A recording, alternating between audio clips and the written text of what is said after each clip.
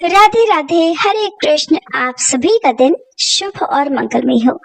प्रिय श्रोताओ, आज की इस वीडियो में आप वैशाख मास महात्म्य का 11वां और 12वां अध्याय सुनेंगे। इससे पहले के सभी अध्याय सुनने के लिए आप सबका बहुत बहुत धन्यवाद। और आप में से बहुत सारे श्रोताओं ने बहुत प्यारे प्यारे से कमेंट्स इस दौरान किए थे, लेकिन समय की कमी के कारण मैं आपके कमेंट का उत्तर नहीं दे पाई थी। मैंने आप सबके कमेंट्स पढ़े तो थे, लेकिन क्योंकि हम मथुरा वृंदावन की पावन यात्रा पर थे और आप सभी के आशीर्वाद से, श्री जी और कान्हा जी के आशीर्वाद से, कृपा से हमारी ये यात्रा सफल हुई। हमें बहुत अच्छे से दर्शन हुए और मैंने आप सब के लिए भी कान्हा जी और श्री जी से प्रार्थना की कि जिनके जीवन में जो दुख है वो दुख दूर हो जाए, जिसकी जैसी कामना है वो पूर्ण हो जाए।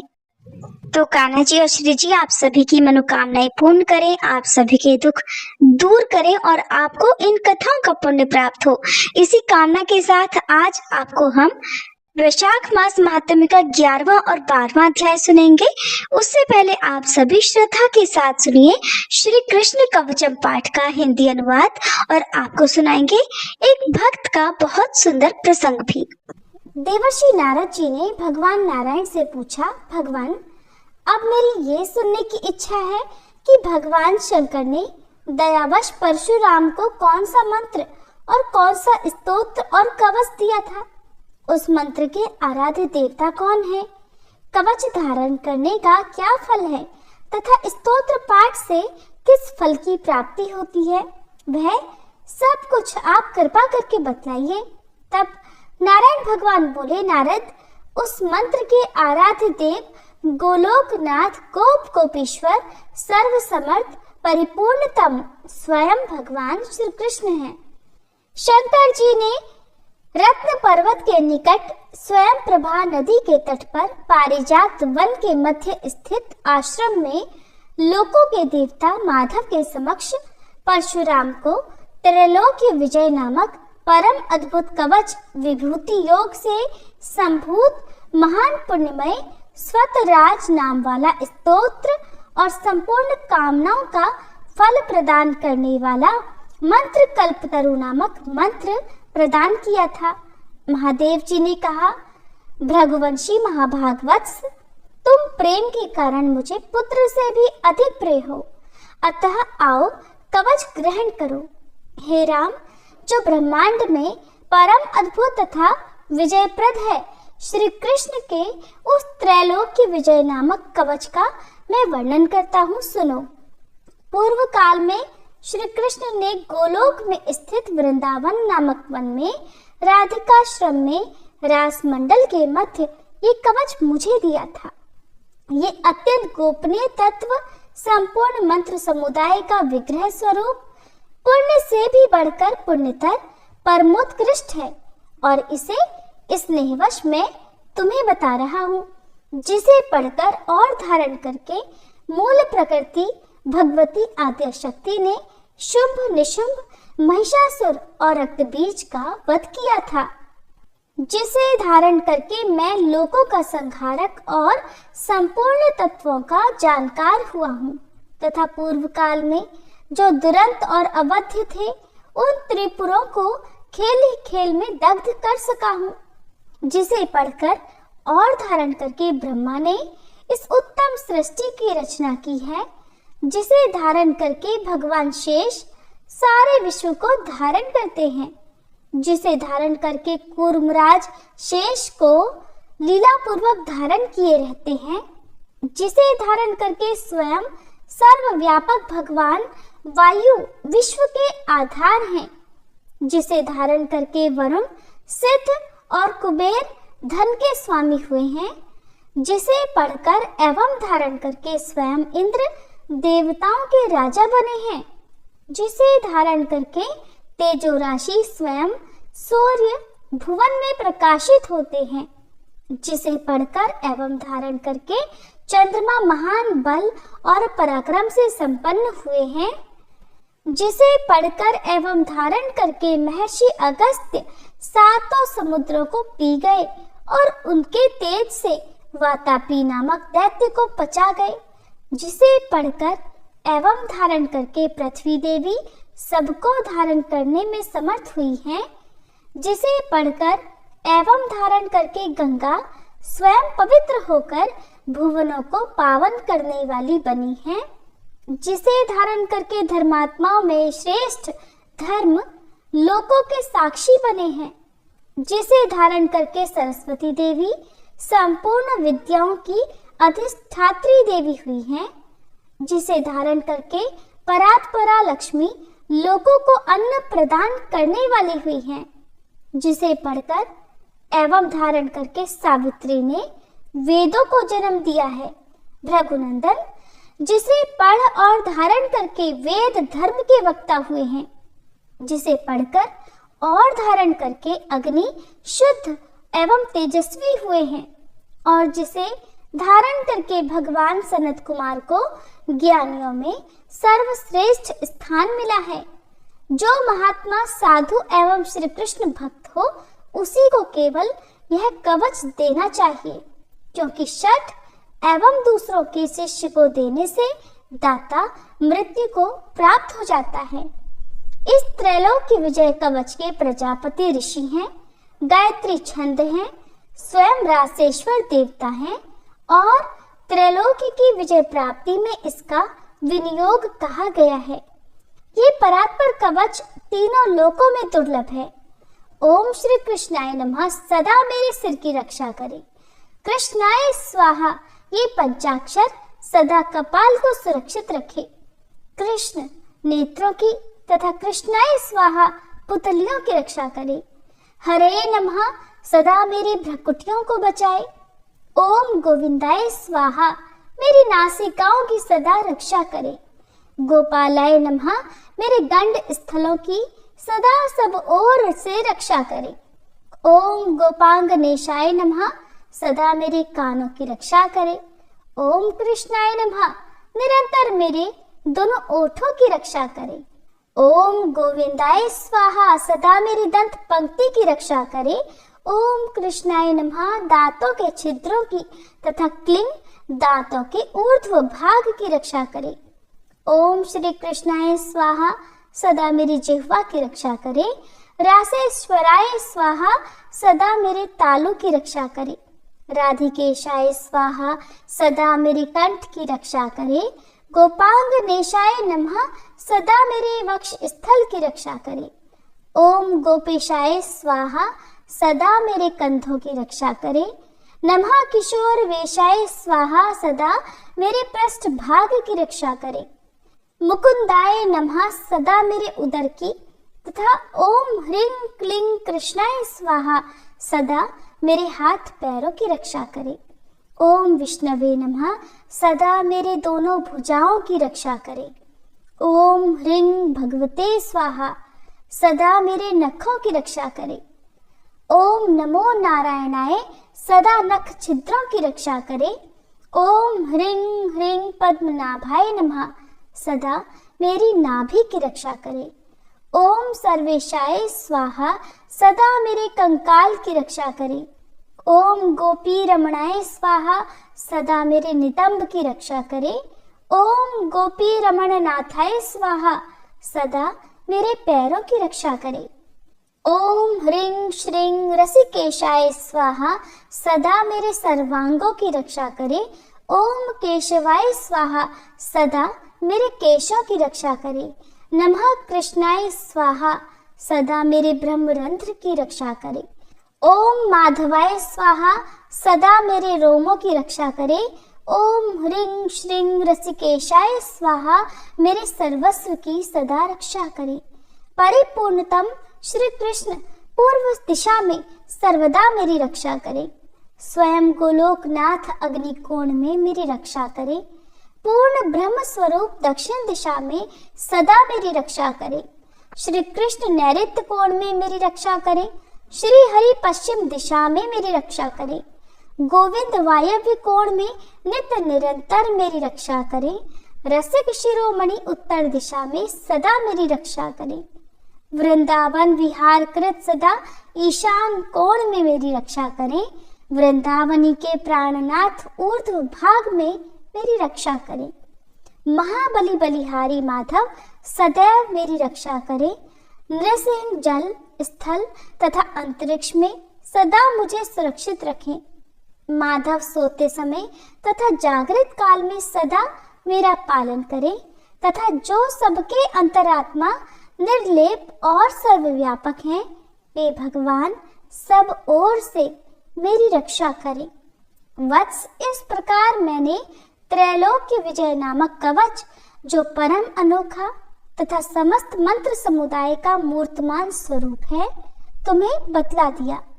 मैंने इसे श्री कृष्ण के मुख से श्रवण किया था। इसे जिस किसी को नहीं बतलाना चाहिए। जो विधि पूर्वक गुरु का पूजन करके इस कवच को गले में अथवा दाहिनी भुजा पर धारण करता है, वह भी विष्णु तुल्य हो जाता है, इसमें संशय नहीं है। वह भक्त जहाँ जाता है, जहाँ रहता है, वहाँ लक्ष्मी और सरस्वती भी निवास करती हैं। यदि उसे कवच सिद्ध हो जाता है तो वह जीवन मुक्त हो जाता है और उसे करोड़ों वर्षों की पूजा का फल प्राप्त हो जाता है। हजारों राजसूय, सैकड़ों वाजपेयी, 10,000 अश्वमेध, संपूर्ण महादान तथा पृथ्वी की प्रदक्षिणा, ये सभी इस त्रैलोक्य विजय की 16वीं कला की भी समानता नहीं कर सकते। व्रत, उपवास का नियम, स्वाध्याय, अध्ययन, तपस्या और समस्त तीर्थों में स्नान, ये सभी इसकी एक कला को भी नहीं पा सकते। यदि मनुष्य इस कवच को सिद्ध कर ले तो निश्चय ही उसे सिद्धि, अमरता और श्री हरि की दास्ता आदि सब कुछ मिल जाता है। जो इसका 10 लाख जप करता है, उसे यह कवच सिद्ध हो जाता है।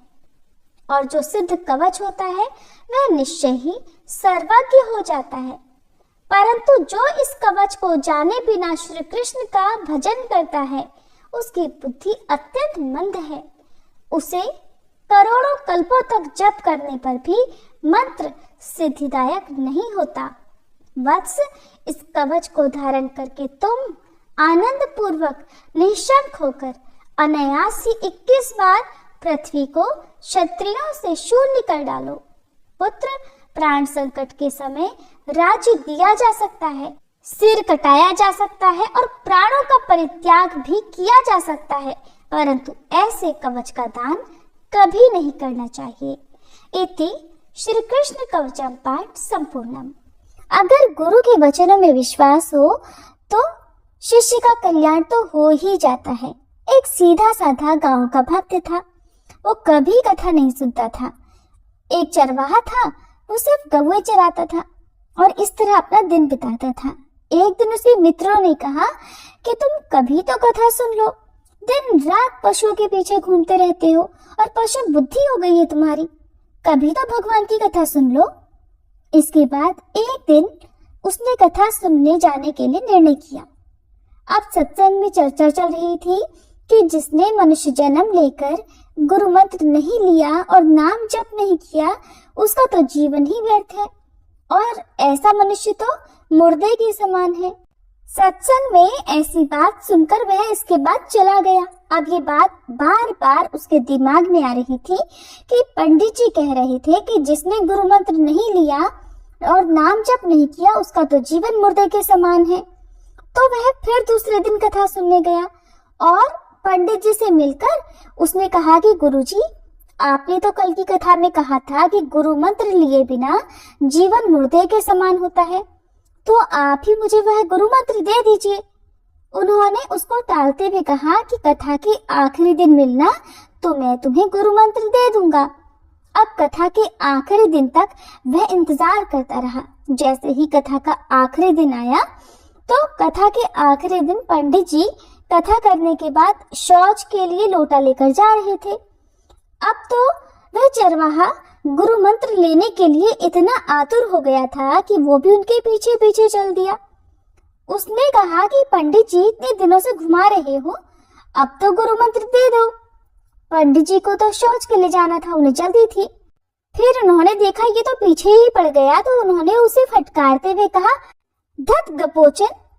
अब उस चरवाहे को लगा वही मंत्र है जिसके लिए मैं इतने दिनों से इंतजार कर रहा था।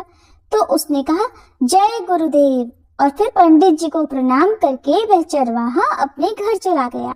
घर जाकर उसने अपने परिवार वालों से कहा कि आज से गौएं चराना बंद, अब मुझे गुरु मंत्र मिल गया है, अब से मैं भजन करूंगा, अब मेरा जीवन मुर्दे के समान नहीं रहेगा।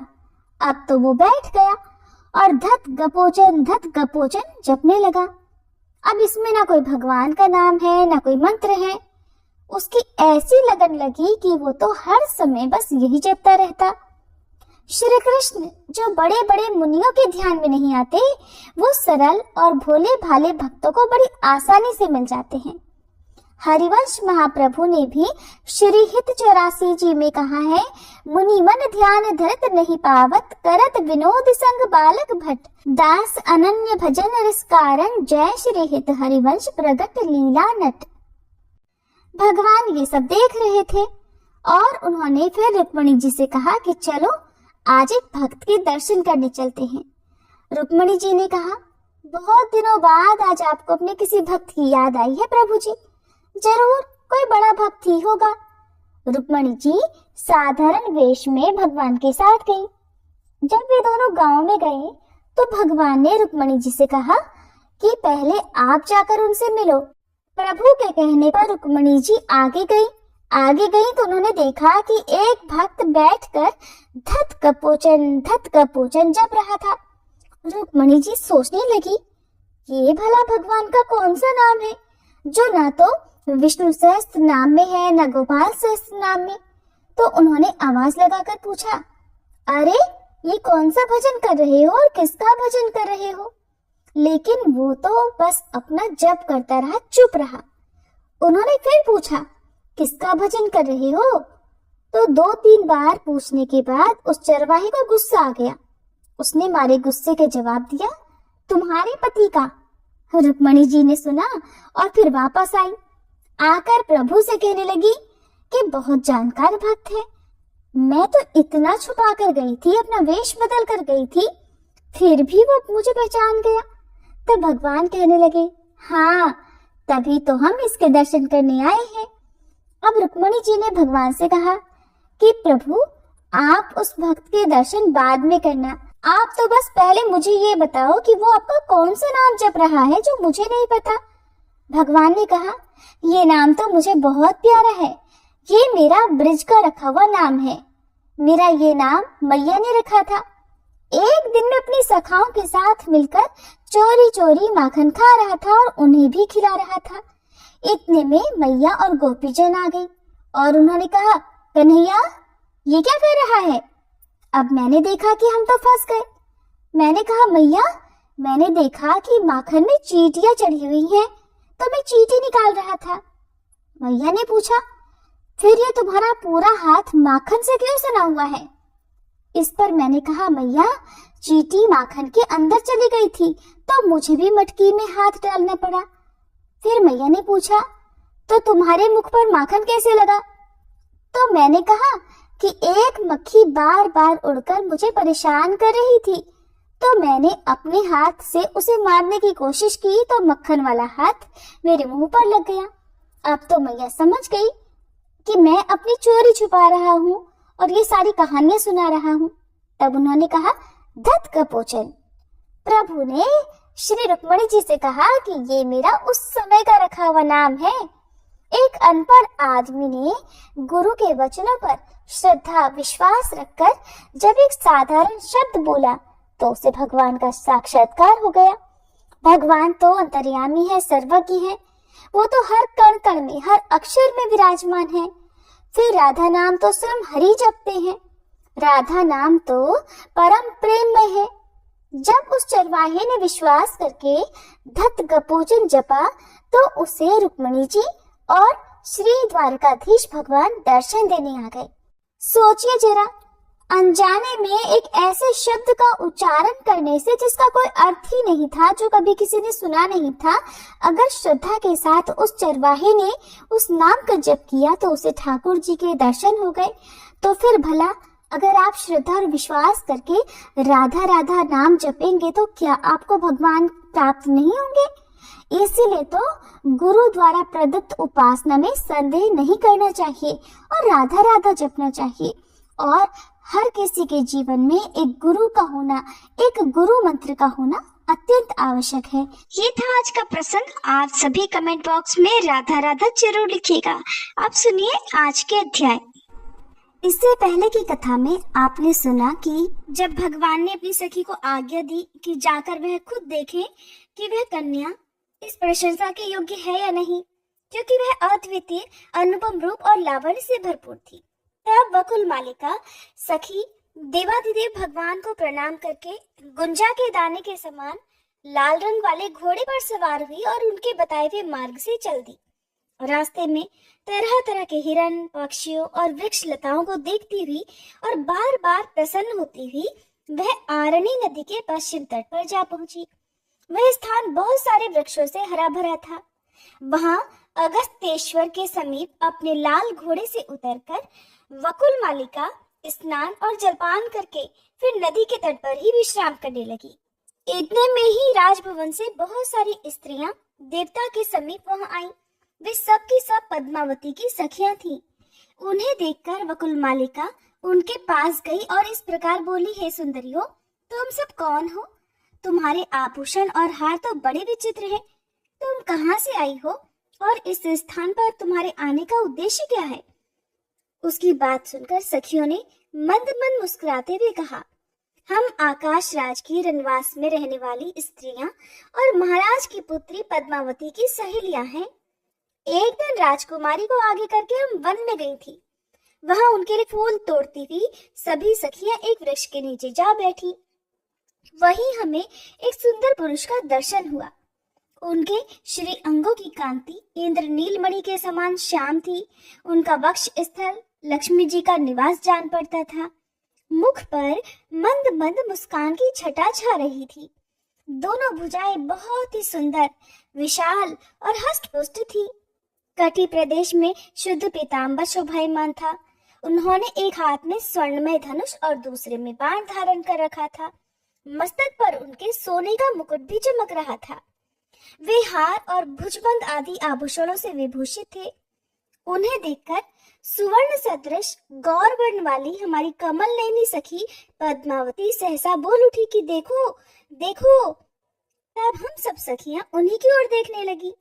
इतने में ही वे शीघ्र ही वहां से चले गए। उनके चले जाने पर हमारी सखी पद्मावती मूर्छित हो गई। उसे उसी अवस्था में हम लोग फिर राजभवन में लेकर गई। पुत्री की ऐसी अवस्था देखकर महाराज ने ज्योतिषियों से पूछा कि हे विप्रवर, मेरी पुत्री की ग्रह दशा का फल तो बताइए। तब बृहस्पति जी के समान विद्वान ब्राह्मण ने मन ही मन सभी ग्रहों को विचार कर कहा कि राजन, कोई उत्तम पुरुष आपकी कन्या के पास आया था। उसे ही देखकर राजकुमारी जी मूर्छित हो गई हैं। उसी के साथ पद्मावती का विवाह संबंध होगा। राजा से ऐसा कहकर ज्योतिषी जी अपने घर चले गए। तब आकाश राज ने वैदिक ब्राह्मणों को बुलाकर आदर पूर्वक कहा कि ब्राह्मणों, आप सभी देव मंदिर में जाकर वेद मंत्रों के साथ शंकर जी का महाअभिषेक कीजिए। उनको ऐसा आदेश देकर महाराज ने फिर हमें बुलाया और इस प्रकार कहा कि कन्याओं, तुम भगवान के महाअभिषेक की सामग्री जुटाओ। राजा की यह आज्ञा पाकर ही हम सब सखियां यहाँ देव मंदिर में आई हैं। हे सुभगे, अब तुम भी हमें अपना परिचय दो। कहाँ से या किस काम से तुम्हारा यहाँ आना हुआ है, या फिर यहाँ से कहीं और जाने का तुम्हारा विचार है? लगता है इस दिव्य अश्व पर आरूढ़ होकर तुम देवलोक से आई हो। सखियों के इस प्रकार पूछने पर वकुल मालिका को बड़ा हर्ष हुआ। उसने मधुर वाणी में कहा कि मैं वेंकटाचल से इस घोड़े पर सवार होकर आई हूँ और महारानी धरणी देवी से मिलना चाहती हूँ। क्या राजभवन में महारानी के दर्शन हो सकते हैं? उसकी यह बात सुनकर उन कन्याओं ने कहा, शुभे, तुम हमारे साथ धरणी देवी का दर्शन कर सकती हो। तब वकुल मालिका उन कन्याओं के साथ राजभवन में आई। उधर धरणी देवी ने अंतःपुर में जाकर अपनी पुत्री से कहा कि बेटी, मैं तुम्हारा कौन सा कार्य करूं? तुम्हें कौन प्रिय वस्तु लगती है? माता के इस प्रकार पूछने पर मनस्वी कन्या पद्मावती ने मंद स्वर में कहा, अम्बे, संसार में जो सबसे अधिक नयनाभिराम है, नयनों को सुख देने वाला है, साधु संतों के मन को भी जो परम प्रिय लगता है, ब्रह्मादि देवता भी जिसके दर्शन की इच्छा रखते हैं, जो सबसे महान और सर्वत्र व्यापक है, तेजस्वी पदार्थों में भी सबसे अधिक तेजस्वी है, देवताओं का भी देवता है, श्रेष्ठ भक्तों को ही जो इस लोक में सुलभ है और अभक्तों को जिसकी कभी प्राप्ति ही नहीं होती, उसी वस्तु में मेरा मन लग रहा है। माते, वह भक्तों को सभी कामनाएं देने वाला है। आप मेरे लिए उस वस्तु की खोज कराइए। तब धरणी देवी बोली, सुलोचने, जरा उसके भक्तों का लक्षण तो बतलाओ जिनके लिए वह इस संसार में सुलभ है। पद्मावती कहने लगी कि उनके मनोरम लक्षणों का वर्णन करती हूँ, माते सुनो। वे वेदों के स्वाध्याय में तत्पर होकर सदा वैदिक धर्म का अनुष्ठान करते हैं, सत्य बोलते हैं, दूसरों के दोषों को कभी नहीं देखते, पराई निंदा से सदा दूर रहते हैं, दूसरों के धन का अपहरण नहीं करते। पराई स्त्रियां चाहे कितनी ही सुंदर क्यों ना हो, वे न तो उनकी याद करते हैं, न ही उनकी ओर देखते हैं और न ही कभी उनका स्पर्श ही करते हैं। ऐसे सदाचारी महात्माओं को ही आप वैष्णव जानिए, जो सब प्राणियों के प्रति दया भाव से युक्त होकर सबके हित में लगे रहते हैं और देवेश्वर श्री विष्णु के गुणों का गान करते हैं। उनको निश्चय ही भगवान का भक्त समझो। जिस किसी वस्तु से जो संतुष्ट रहते, अपनी ही स्त्री के प्रति अनुराग रखते, राग भय और क्रोध से सदा दूर रहते हैं, उन पुरुषों को आप भगवान विष्णु का भक्त जानो। जो ऐसे लक्षणों से युक्त हैं, वे ही वैष्णव माने गए हैं और ऐसे सदाचारी भक्तों को ही उन परमात्मा की प्राप्ति होती है। उन्हीं परमेश्वर में माते मेरा प्रेम हो गया है। मेरा मन बस उन्हीं से मिलना चाहता है। माँ, भगवान विष्णु के सिवा मुझे कोई और दूसरी वस्तु की इच्छा ही नहीं है। मैं बस भगवान श्याम सुंदर विष्णु का ही स्मरण करती रहती हूँ। उन्हीं के हरि अच्युत आदि नाम लिया करती हूँ और उन्हीं के सहारे ये जीवन धारण कर रही हूँ। इसलिए जिस प्रकार भी किसी भी तरह उनसे संबंध हो सके, वैसा कोई उपाय सोचिए। माता से ऐसा कहकर दयनीय दशा को पहुंची हुई कमल के समान मुख वाली पद्मावती चुप हो गई। पुत्री की यह बातें सुनकर धरणी देवी ये सोचने लगी कि भगवान विष्णु अब कैसे प्रसन्न होंगे। उसी समय अगस्त्येश्वर की पूजा करके पूर्वोक्त कन्याएं वकुल मालिका के साथ धरणी देवी का दर्शन करने के लिए आई। महारानी धरणी ने घर पर पधारे हुए ब्राह्मणों को उत्तम भोजन देकर उनका स्वागत सत्कार करके वस्त्र और आभूषणों सहित पर्याप्त दक्षिणा दी और अपने मनोरथ की सिद्धि के लिए आशीर्वाद देकर ससम्मान उन सभी को विदा कर दिया। उसके बाद वहां आई हुई मनस्विनी कन्याओं से पूछा, बताओ यह श्रेष्ठ कन्या कौन है? तुम लोगों से इसका साथ कहाँ हुआ है और इस राजभवन में ये किस लिए आई है? मुझे तो ये कोई पूजनीय देवी लग रही है। तब कन्याएं बोल पड़ी कि महारानी जी, ये देवी वास्तव में दिव्यांगना है और किसी कार्य से ही आपके पास आई है। देवालय में भगवान शंकर के पास ही हम लोगों से ये मिली है। हमारे पूछने पर इसने बताया कि मैं पूजनीय महारानी जी से मिलने आई हूँ। तब हमने कहा कि तो तुम हमारे साथ चलो, हम महारानी जी की दासियां हैं और अभी राजमहल में ले चलेंगी। इसी प्रकार ये आपके पास आई है। अब आप ही पूछ लीजिए कि इनके आने का उद्देश्य क्या है। तब धरणी देवी ने पूछा कि तुम कौन हो और कहाँ से आई हो? मुझसे तुम्हें क्या काम है, सच सच बताओ। तब वकुल मालिका बोली, महारानी, मैं वेंकटाचल से आई हूँ। मेरा नाम वकुल मालिका है। हमारे स्वामी भगवान नारायण सदा श्री वेंकटाचल में निवास करते हैं। एक दिन वे हंस के समान श्वेत और मन के समान वेगशाली अश्व पर सवार होकर वेंकटगिरी के पास ही वन में शिकार खेलने के लिए गए और एक वन से दूसरे वन में घूमते हुए आरणी नदी के तट पर जा पहुंचे। वहां घोड़े से उतरकर वे नदी के सुंदर तट पर घूमने लगे। उसी समय उन्होंने फूल तोड़ती हुई कुछ सुंदरी कन्याओं को देखा। उनके बीच में एक तनवंगी कन्या भी थी, जो लक्ष्मी जी के समान ही स्वर्ण गौरी और अत्यंत मनोहर थी। उस कन्या के प्रति भगवान का मन अनुरक्त हो गया, मोहित हो गया। उस कन्या को प्राप्त करने की इच्छा से फिर श्री हरि ने उन कन्याओं से पूछा कि यह सुंदरी कुमारी कौन है। कन्याओं ने उत्तर दिया कि महाबल, यह आकाश राज की कन्या है। इतना सुनकर वे घोड़े पर सवार हो गए और बड़ी तेजी से अपने निवास स्थान वेंकटाचल पर जा पहुंचे। वहां स्वामी पुष्करणी के किनारे अपने धाम में प्रवेश करके भगवान ने मुझे बुलाया और इस प्रकार कहा कि सखी वकुल मालिके, तुम आकाश राज के नगर में जाकर महाराज के अंतःपुर में प्रवेश करो और महारानी धरणी से मिलकर कुशल प्रश्न पूछने के बाद उनकी सुंदरी पुत्री पद्मालया को मेरे लिए मांग लो और राजा का मनोभाव जानकर, उनकी जो भी इच्छा हो वो जानकर शीघ्र ही लौट कर आ जाओ। महारानी, भगवान की ऐसी आज्ञा होने पर मैं आपके महल में आई हूँ। अब आप मंत्री सहित महाराज जी से सलाह करके जो भी आपको उचित जान पड़े वैसा कीजिए। वकुल मालिका की बात सुनकर महारानी धरणी बहुत प्रसन्न हुई। उन्होंने आकाश राज को बुलाया और पद्मालया के पास जाकर मंत्रियों के बीच में उसकी कही हुई सारी बातें कह सुनाई।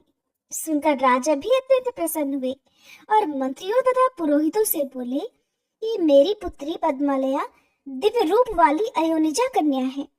उसके लिए वेंकटाचल निवासी देवाधिदेव भगवान नारायण ने याचना की है। आज तो मेरा मनोरथ पूर्ण हो गया।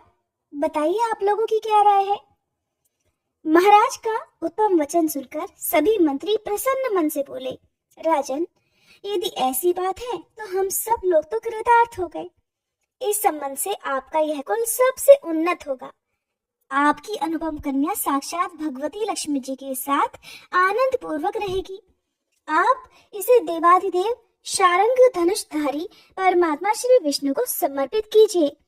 यह शोभामय वसंत ऋतु है, इसमें इस शुभ कार्य का अनुष्ठान शीघ्र ही कर डालना चाहिए।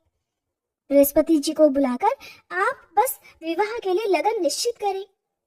इसके बाद बहुत अच्छा कहकर आकाश राज ने देवलोक से बृहस्पति जी को बुलाया और वर कन्या के विवाह के लिए लगन पूछा।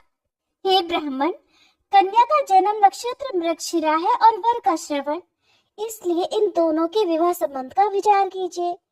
तब बृहस्पति जी कहने लगे कि वर और कन्या दोनों के सुख की वृद्धि के लिए ज्योतिषियों ने उत्तरा फाल्गुनी नक्षत्र को सर्वश्रेष्ठ माना है, इसलिए वैशाख मास के उत्तरा फाल्गुनी नक्षत्र में दोनों का ही विधि पूर्वक विवाह कार्य संपन्न किया जाए। ये सुनकर राजा ने बृहस्पति जी को पूजा करके उन्हें विदा कर दिया और भगवान की दूती से कहा, अर्थात सखी से कहा, शुभे, तुम भगवान के निवास स्थान को जाओ और देवाधिदेव नारायण से कहो कि वैशाख मास में ये मंगल कार्य संपन्न होगा। आप वैवाहिक मंगलाचार संपन्न करके यहाँ पधारे। इसके बाद देवी का प्रिय करने वाले शुक रूपी दूत को वकुल मालिका के साथ भेजकर आकाश राज ने अपने पुत्र को वायु, इंद्र आदि देवताओं के बुलाने के कार्य में नियुक्त कर दिया। साथ ही विश्वकर्मा जी को बुलाकर अपने नगर की सजावट के काम में लगाया। विश्वकर्मा जी ने पल भर में ही अपना कार्य पूरा कर दिया। उधर वकुल मालिका अश्व पर सवार होकर शुक के साथ प्रस्थान कर गई और वेंकटाचल पर पहुंचकर देवालय के समीप घोड़े से नीचे उतरी। फिर शुक को अपने साथ लेकर मंदिर के भीतर गई। वहां सुंदर नेत्रों वाले भगवान नारायण को लक्ष्मी जी के साथ रत्न सिंहासन पर विराजमान देखकर प्रणाम करके प्रसन्नता पूर्वक बोली कि प्रभु, वहां का कार्य तो मैंने पूरा कर लिया। उधर से मांगलिक वार्ता करने के लिए ही ये शुक यहाँ मेरे साथ आया हुआ है। तब भगवान की आज्ञा पाकर शुक ने उन्हें प्रणाम किया और इस प्रकार कहा, हे माधव, भूमि कन्या पद्मावती ने आपके पास ये संदेश भेजा है कि मुझे स्वीकार कीजिए। रमापते मैं आपके ही नाम लेती हूँ, आपके ही स्वरूप का सदा स्मरण करती हूँ। हे मधुसूदन, आपकी प्रसन्नता के लिए ही मैं सब कार्य करती हूँ। मेरे इस काम में पिता और माता की भी सहमति है, इसलिए हे देवेश, मुझ पर कृपा करके मुझे स्वीकार कीजिए। शुक का यह प्रिय वचन सुनकर श्री हरि कहने लगे कि शुक, जाओ और पद्मालया से इस प्रकार कहो कि देवी, श्री नारायण देव ने कहा है कि मैं देवताओं को साथ लेकर मंगल में विवाह कार्य संपन्न करने के लिए अवश्य आऊंगा। भगवान का ये वचन सुनकर और प्रसाद रूप से उनकी दी हुई वनमाला लेकर वह शुक शीघ्र ही आकाश राज की कन्या के पास लौट गया। उसने कस्तूरी की सुगंध से युक्त वह तुलसी माला राजकुमारी को देकर प्रणाम किया और भगवान का शुभ संदेश भी कह सुनाया। सुनकर उस प्रसाद माला को हाथ में लेकर पद्मालया ने उसे मस्तक पर चढ़ा लिया और भगवान के आगमन की प्रतीक्षा करती हुई योग्य आभूषण धारण कर लिए। आकाश राज ने भी आनंद मगन होकर चंद्रदेव को बुलाकर आदर पूर्वक कहा, हे राजन, आप नाना प्रकार का सरस भोजन तैयार कीजिए जो भगवान विष्णु के भोग में आने योग्य हो। उत्तम से उत्तम अन्न की व्यवस्था होनी चाहिए। इस प्रकार प्रबंध करके भगवान के आने की प्रतीक्षा करते हुए आकाश राज बहुत ही प्रसन्न मन से राजसभा में बैठे हुए थे। इसके बाद देवाधिदेव भगवान नारायण ने भी लक्ष्मी जी को बुलाकर कहा, हे कल्याणी, अपनी सखियों को आज्ञा दो और वैवाहिक कार्य संपन्न करो। भगवान का ये आदेश सुनकर लक्ष्मी देवी ने सखियों को बुलाया और सभी को आवश्यक कार्य करने की आज्ञा दी। तब प्रीति देवी ने सुगंधित तेल लिया, श्रुति देवी रेशमी वस्त्र लेकर भगवान के समीप खड़ी हुई, स्मृति भी तरह तरह के आभूषण लेकर प्रसन्नता पूर्वक उपस्थित हुई। धृति ने दर्पण हाथ में लिया, शांति ने कस्तूरी को प्रस्तुत किया, लज्जा देवी यक्ष कर्दम लेकर भगवान के सामने खड़ी हुई। यक्ष कर्दम अर्थात कपूर, अगर, कस्तूरी और कंकोल से बनी हुई अंगराग सामग्री को यक्ष कर्दम कहते हैं। कीर्ति ने सोने का पट और रत्नमय मुकुट हाथ में लिया, शची ने छत्र लगाया, सरस्वती देवी चमर डुलाने लगी, गौरी देवी ने दूसरा चवर हाथ में ले लिया, विजया और जया पंखा झलने लगी। इस प्रकार सभी देवियों को वहां उपस्थित देखकर लक्ष्मी देवी ने शीघ्रता पूर्वक उठकर सुगंधित तेल हाथ में लिया और भगवान के मस्तक से लेकर सभी अंगों में उसे लगाकर सुगंधित चूर्ण से उपटन किया। इस प्रकार श्री नारायण देव के सभी अंगों को भली भांति मलकर आकाश गंगा आदि तीर्थों से भरकर लाए हुए 100 स्वर्णमय कलश मंगवाए और उनमें से एक एक को लेकर उसके जल से भगवान का अभिषेक किया। इसके बाद सुनहरे रंग के सुगंध युक्त चंदन से भगवान के अंग में लेप लगाया।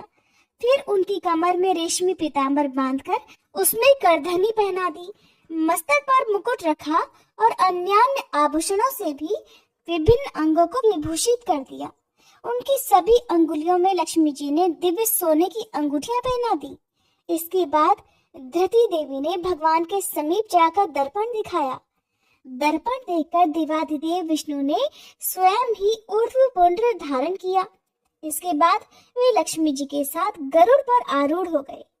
इसी समय श्री ब्रह्मा, महादेव जी, इंद्र, वरुण, यम और कुबेर उनकी सेवा में उपस्थित हुए। इन सभी देवताओं, वशिष्ठ आदि मुनीश्वरों, सनकादि मुनियों तथा अन्य भगवत भक्तों के साथ भगवान विष्णु नारायणपुर को गए। उस समय भगवान विष्णु के समीप देवताओं के नगाड़े बजने शुरू हो गए। मुनिगण वेद मंत्रों का जाप करते हुए भगवान के पीछे पीछे चल रहे थे। भगवान के साथ सभी देवता और विश्वक्सेन आदि पार्षद चल रहे थे। वकुलमाला आदि सखियां रथों में बैठकर गईं। इस प्रकार भगवान ने बारात लेकर आकाश राज के सजे सजाए नगर में प्रवेश किया। आकाश राज ने देखा कि भगवान आ गए और पुत्री पद्मावती भी ऐरावत पर बैठकर समस्त पुरी की परिक्रमा करके गोपुर द्वार पर आ पहुंची हैं। तब वे वर वधू को साथ लेकर भाई बंधुओं के साथ भगवान का दर्शन करते हुए उठकर खड़े हो गए।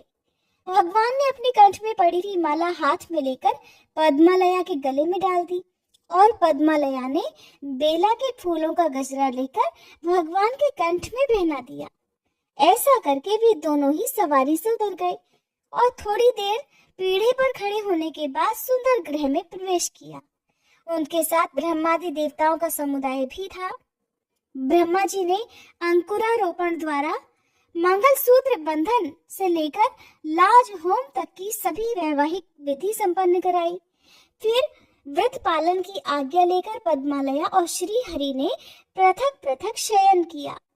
पुनः चौथे दिन चतुर्थी कर्म आदि सारे कार्य पूरे करके चतुर्मुख ब्रह्मा जी ने आकाश राज की अनुमति लेकर दोनों देवियों के साथ भगवान को गरुड़ पर बिठा दिया और देवताओं के साथ वहां से चलने की तैयारी की।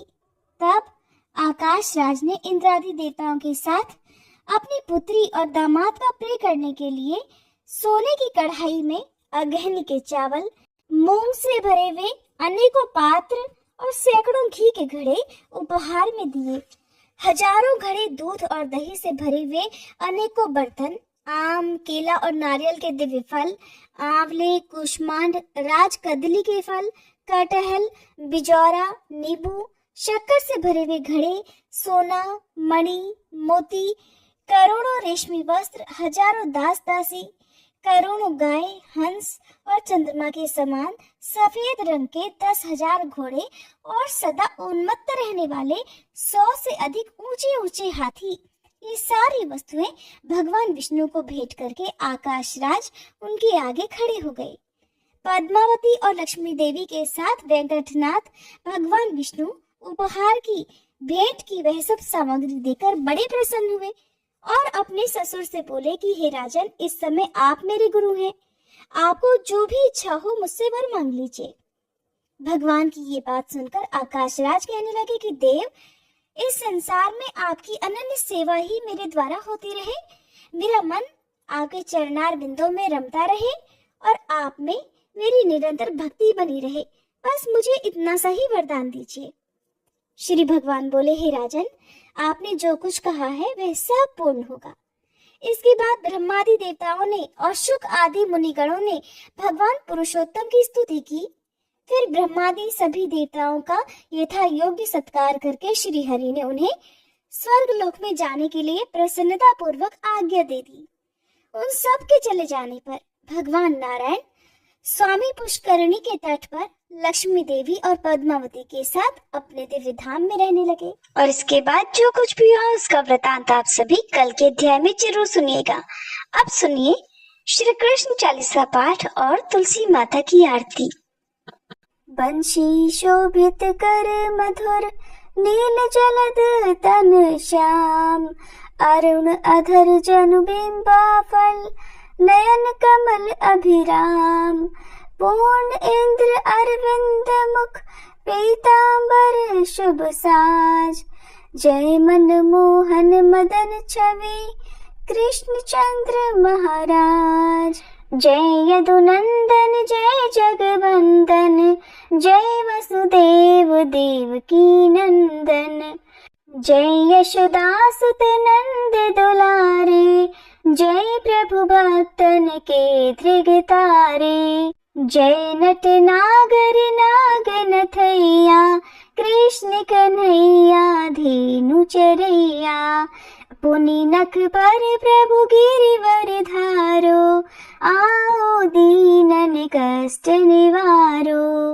वंशी मधुर अधर धर तेरी, होवे पूर्ण मनोरथ मेरो, आओ हरि पुनि माखन चाखो, आज लाज भारत की राखो, गोल कपोल चिबुक अरुणारे, मृदु मुस्कान मोहिनी धारे, रंजित राजीव नयन विशाला, मोर मुकुट वैजंती माला, कुंडल श्रवण पीत पट आछे, कटी किंकणी काछन काछे, नील जलज सुंदर तन सोहे, छवि लखी सुर नर मुनि मन मोहे, मस्तक तिलक अलक घुंघराले, आओ कृष्ण बांसुरी वाले,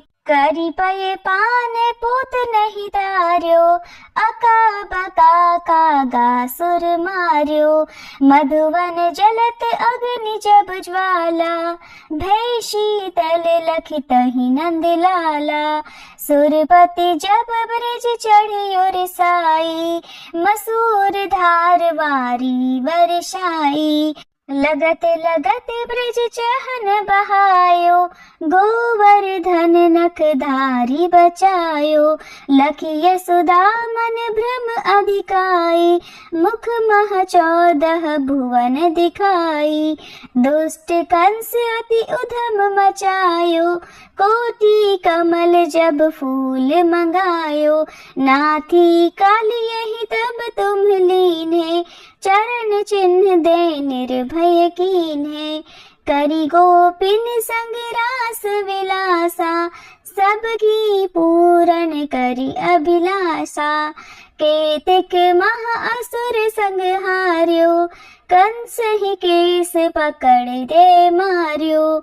मात पिता की बंदी छुड़ाई, उगर सेन कह राज दिलाई। मही से मृतक छहु सुत लायो, मातु देव की शोक मिटायो। भौमासुर मुर दैत्य संहारो, लाए 18 सहस कुमारो। दे भी नहीं तृण चीर संहारा, जरा सिंधु राक्षस कह मारा। असुर बकासुर आदिक मार्यो, भक्तन के तब कष्ट निवार्यो। दीन सुदामा के दुख टार्यो, तंदुल 3 मूठ मुख डार्यो। प्रेम के साग विदुर घर मांगे, दुर्योधन के मेवा त्यागे। लखी प्रेम की महिमा भारी, ऐसे श्याम दीन हितकारी। भारत के पारथ रथ हाके, लिए चक्र कर नहीं बल ताके।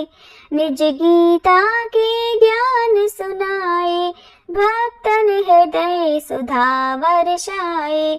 मीरा थी ऐसी मत वाली, विष पी गई बजा कर ताली। राणा भेजा साप पिटारी, शालिग्राम बने बनवारी।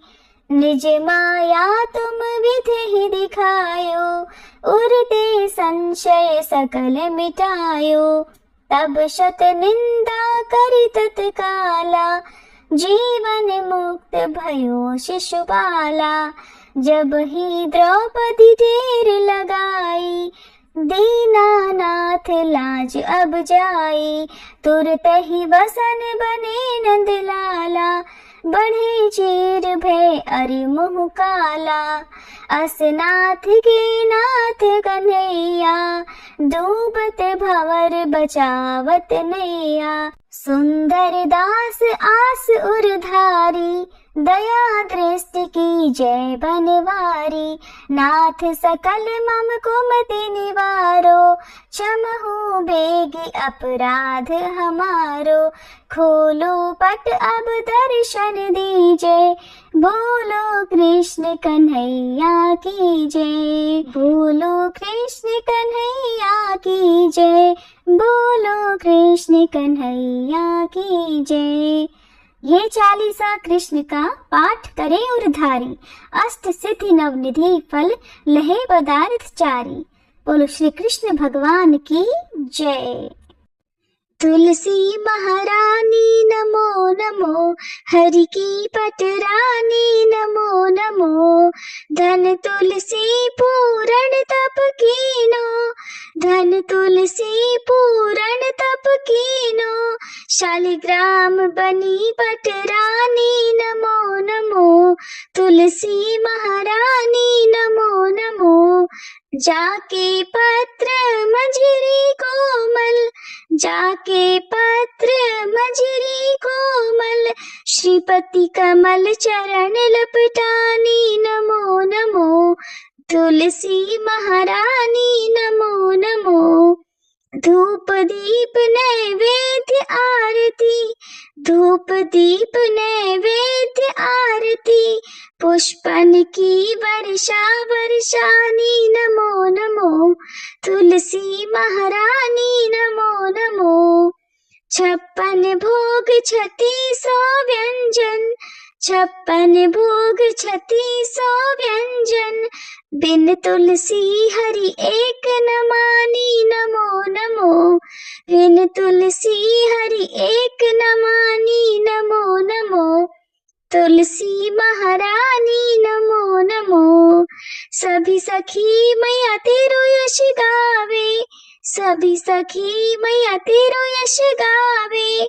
भक्ति दान दीजे महारानी। नमो नमो, तुलसी महारानी। नमो नमो, हरि की पटरानी। नमो नमो, तुलसी महारानी। नमो नमो, तुलसी मैया की जय।